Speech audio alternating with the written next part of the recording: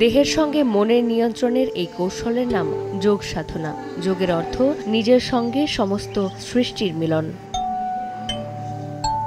শুক্রবার সকালে আন্তর্জাতিক যোগ দিবস উদযাপন করেছে ভারতীয় হাই কমিশন। এবারের প্রতিপাদ্য ছিল নিজের ও সমাজের জন্য যোগ।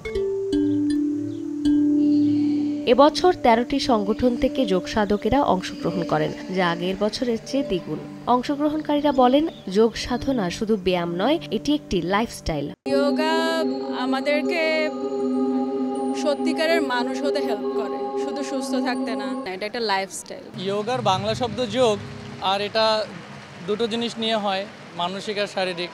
আর 24 ঘন্টা তো মনের উপরেই চলে। खाना खाते हैं, पानी पीते हैं, उसी तरह से योगा हमारे लाइफ के लिए बहुत इम्पोर्टेंट है। ত্রিশুদ্ধ একজন নারীর বিভিন্ন ধরনের সমস্যা দেখা দেয়, যেমন হাড়ের ক্ষয়, আর্থারাইটিস। যোগ চর্চার মাধ্যমে আমরা নিজেকে আরও সুস্থ রাখতে পারি এবং আমাদের দৈনন্দিন কাজে আরও মনোনিবেশ করতে পারি।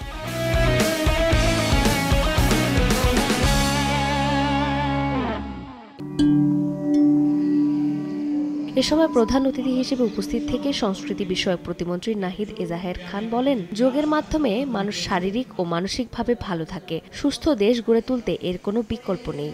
Meditation and ethical principles. It is a way of living that integrates the mind, body, spirit, promoting harmony and balance in our everyday lives. 2014 সালে জাতিসংঘ কর্তৃক গৃহীত হওয়ার পর প্রতি বছর 21 জুন আন্তর্জাতিকভাবে যোগ দিবস পালিত হয়।